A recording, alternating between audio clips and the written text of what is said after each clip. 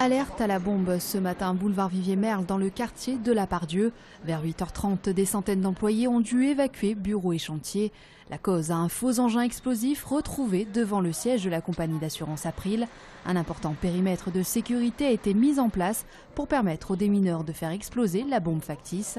Le dispositif a été levé à 10h. La coupure de cet axe entre la manufacture des tabacs et l'avenue Félix Faure en heure de pointe a occasionné de nombreux bouchons. Malheureusement, l'avion de Caen est annulé pour raison météorologique. Donc j'ai été logé par Air France. Je vais rester là tranquillement à bouquiner et attendre tranquillement mon vol. Ou aller à l'hôtel ce soir pour passer une deuxième nuit. La galère pour de nombreux passagers aujourd'hui à l'aéroport Saint-Exupéry en raison des fortes chutes de neige dans l'ouest et le nord. Une trentaine de vols a dû être annulés, notamment à destination de Lille, Caen ou encore Paris-Charles de Gaulle. On devait faire du Lyon-Paris, Paris-Pointe-à-Pitre, on devait décoller à 15h. Apparemment, c'était annulé, on a su c'était 9h30. Donc tout le moment, on ne sait pas quand on part, quel jour, on ne sait rien du tout. L'aéroport ne se hasarde pas ce soir à des prévisions de trafic pour demain sur les villes touchées par les intempéries. Côté SNCF, on a enregistré aujourd'hui aussi de nombreux retards et quelques trains supprimés.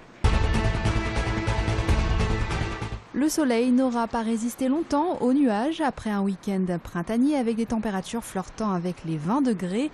Le mauvais temps est de retour cette semaine. Sur Lyon, donc pour la journée de mercredi, on ne dépassera pas 5 degrés. On retrouvera des gelées en fin de nuit de mercredi à jeudi, également en fin de nuit de jeudi à vendredi. Donc des gelées qui seront localement assez fortes. On peut atteindre les moins 5 degrés vendredi matin sur certaines régions à proximité de Lyon.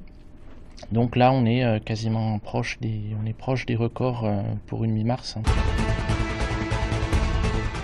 Hommage au brigadier-chef Wilfried Pingot de la Valbonne, tué au Mali. Le ministre de la Défense Jean-Yves Le Drian présidera une cérémonie en son honneur jeudi matin au 68e régiment d'artillerie de la Valbonne.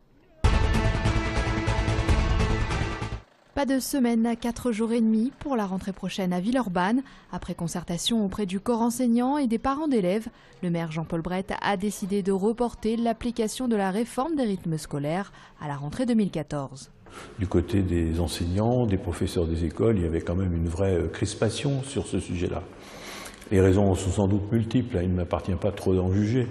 Mais en même temps, on a vu davantage se lever les vents mauvais, si l'on peut dire, ou en tout cas les observations en recul par rapport à ça, et il fallait quand même, je pense, en tenir compte. La ville souhaitait pourtant être un exemple pour cette réforme. On peut le regretter un peu, parce que nous étions en situation de le faire, essayer pour le faire ensemble, en prenant un peu de temps. À l'heure actuelle, 12 000 écoliers sont scolarisés à Villeurbanne. Rhône-Alpes, région test pour le dépistage du sida. Dès cet été, les associations comme AIDS pourront se déplacer directement dans les quartiers défavorisés ou auprès des personnes à risque pour proposer ce nouveau test rapide de dépistage.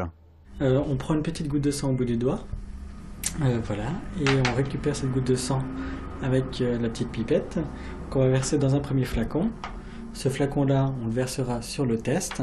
Après absorption, on versera 2 autres flacons, un qui va coloriser et un qui va éclaircir, et en quelques minutes, on a le résultat du test. L'avantage, il est double. D'abord pour les personnes elles-mêmes, parce que quand on est dépisté au stade précoce, avant même que la maladie ne soit développée, le traitement est plus efficace et très bien toléré.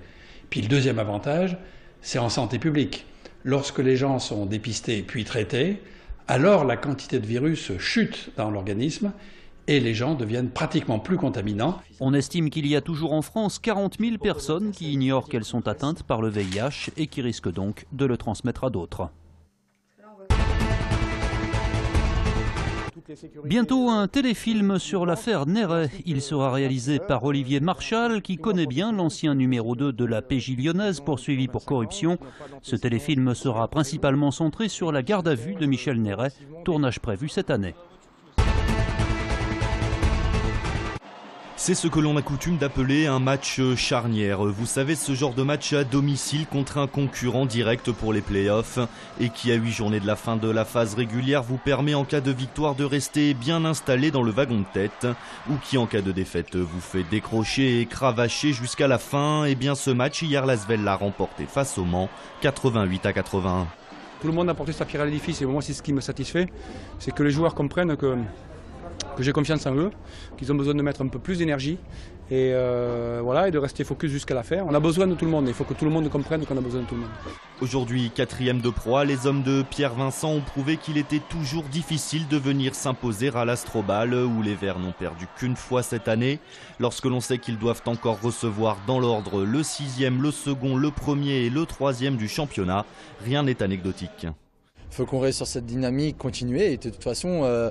Si on veut espérer quelque chose dans le championnat, il faudra accrocher les 4 premières places parce qu'à l'extérieur on a du mal, donc il vaut mieux recevoir qu'aller sur la route. Prochain match pour l'Asvel samedi sur le parquet de la Lanterne Rouge, Boulazac.